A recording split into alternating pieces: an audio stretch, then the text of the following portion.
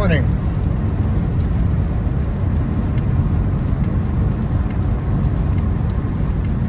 I was going to wait a couple more weeks to do this and decided I'd just hop back in here. There's a message I want to give to anybody who's willing to watch this. You know, it's 2026 now, and I thought about a lot over the last couple of weeks. You know, life can fucking suck. And it's got a lot of pain in it. It's got a lot of struggle in it.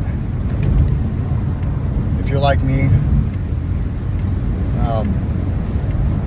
it's had a lot of hard times. Broken relationships, death, financial struggles,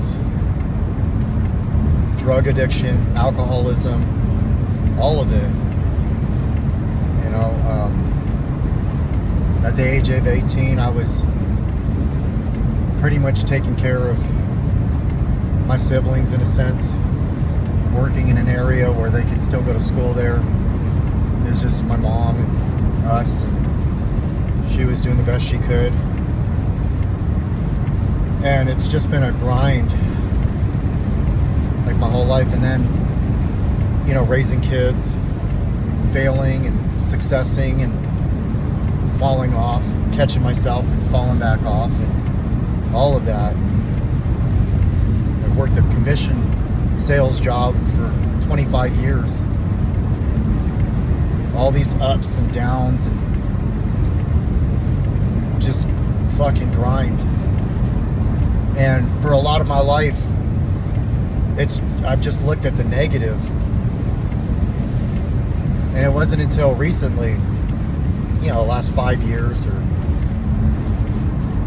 I started thinking with gratitude and acceptance and all that. What I thought of today is that, yes, life can fucking suck. Life can be fucking a cold-hearted son of a bitch. But it can also be wonderful and amazing. Like, it could just surprise you. You know, people can suck, but they can also be amazing and wonderful.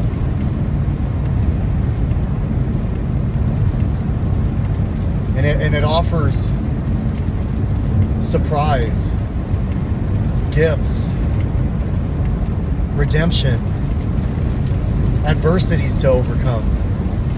And the feeling when you overcome them is just beyond measure. And it's great.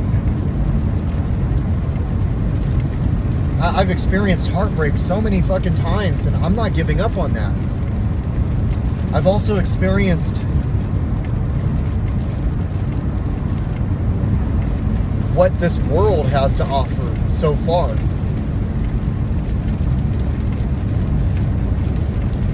And there was a time I didn't want to live anymore, and now I don't feel like there's enough time. And there is enough time, because it's all enough time. And if you stumble across this and you're just wondering, like, what the fuck, man? I feel your pain. And if you're just trying to get through the day, I feel that shit too. Fuck, man, I've felt that for the last couple of months. If you made it this far and you got through the holidays, fucking good job. I thought, like, it was going to be so hard to get through the holidays. And then, like, they were amazing looking back. And, like, they were also, like, tough and rough and stressed and worry and all of that. And then, like, it was magical. I keep telling people when they ask me how my holidays were, one for the books. I hope every single year I say one for the books. And now it's a new season of life. And I get to choose how 2026 is going to be. And I got to choose how 2025 was going to be, just like I got to choose how 2024 and 2023 were. And they weren't good. I'm coming up on a milestone here soon. Like a month and a half, I'll have, a year and a half. And it hasn't been easy, but it's been gratefully hard. There's some stuff I shouldn't have done, and there's some stuff that happened that I'm grateful that it did. And it's all perspective, like everything's giving me a different perspective. But life has a lot to offer, and it's all available if you look at it. And there's hope if you're willing to have it.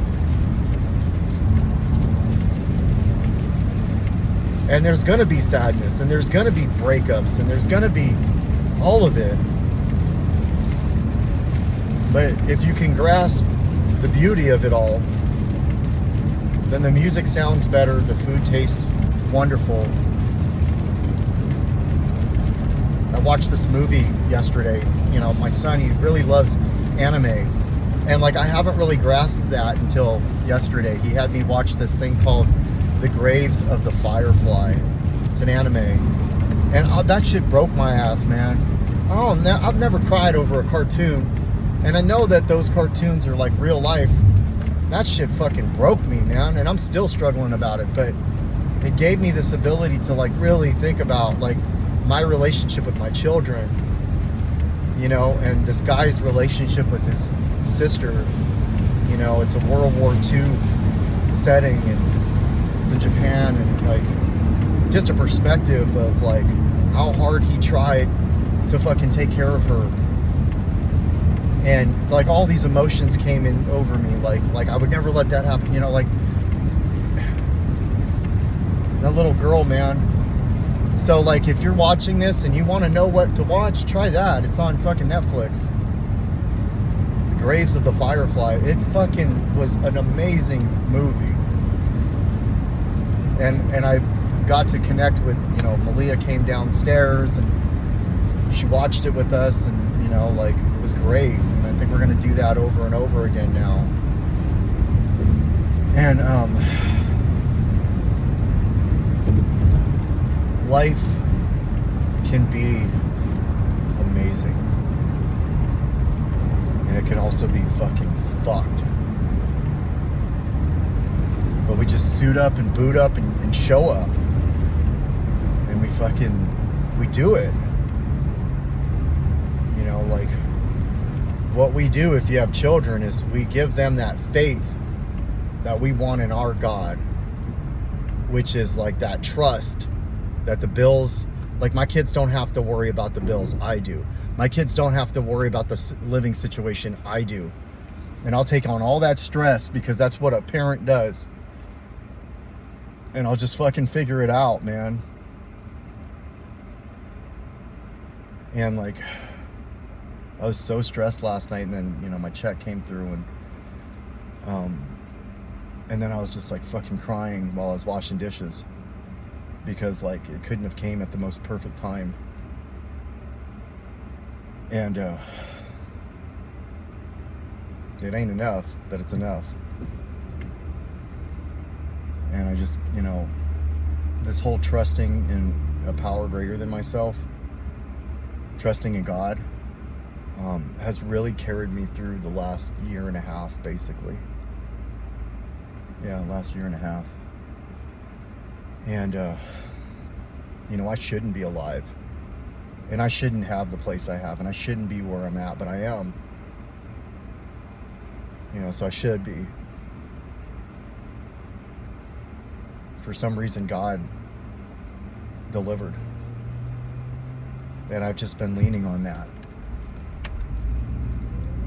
It really is, to feel alone, like there's nothing and there's no one. Like, I can relate to that. And even though I have like this trust and this small grain of hope, I can relate with that.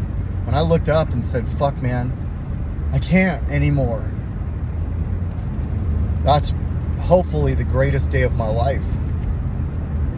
And also the most sad. And also the most beautiful. because when I did that, like I was watching this video and, you know, everything, I'm self-centered, so everything was about me. And there's this girl who stares, like that's one of her things that she does, and she does like this eye contest thing.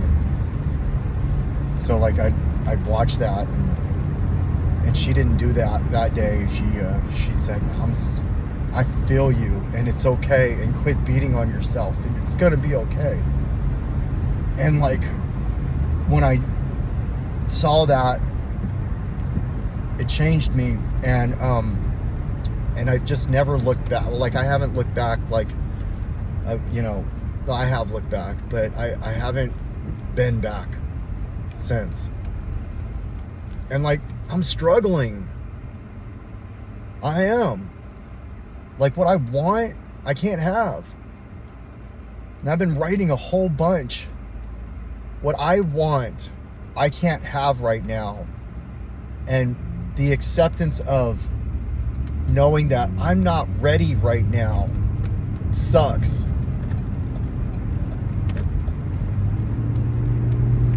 But the reason I want it is to fill a void that no one is gonna fill.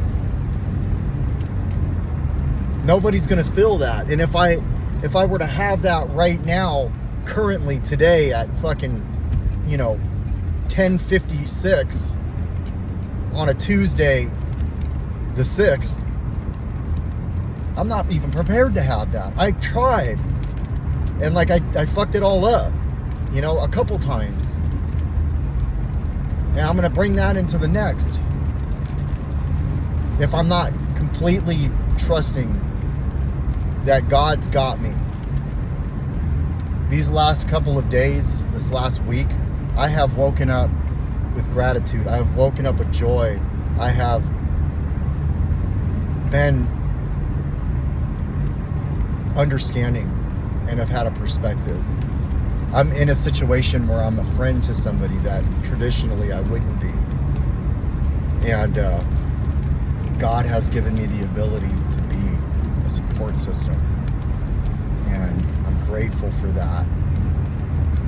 And I've got people that reach out to me regularly, currently, and we just chalk it up. And we you know, like we share what's going on. My relationship with my sponsee it's a good one. You know, I get to work step 1 with this person. I've never worked a step with somebody. I've always had my sponsor work a step with me. This is what's happening on Monday. I get to work a step with somebody.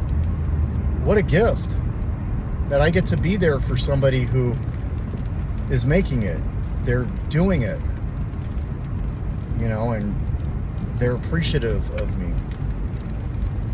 And it's not weird, and it's not like they're not asking for anything in return, and I'm not asking for anything in return. I'm just able to like share what I'm doing and help. And I noticed that like when I'm in the rooms now, it's a lot different. I'm not searching. When I'm at the gym, I'm not searching. I mean, I can't say I'm not looking, but I'm not looking like I was. That's hard to not look there. Like I struggle with lust, but I'm not doing that. I'm not like, I don't find myself making people feel uncomfortable. And so like I'm able to like see the regulars and smile and say hello, and they say hello back, and then go to work. So I feel like I have a home in multiple places. And so if you're like fresh in this recovery thing, and you're watching this, it does get a lot better, and you don't feel weird all the time. So just stick to it. I promise it'll get a lot different for you and better for you. And that's all I got. Have a good day, and just remember, like, it's not as hard as we make it, but it's not as easy as we think.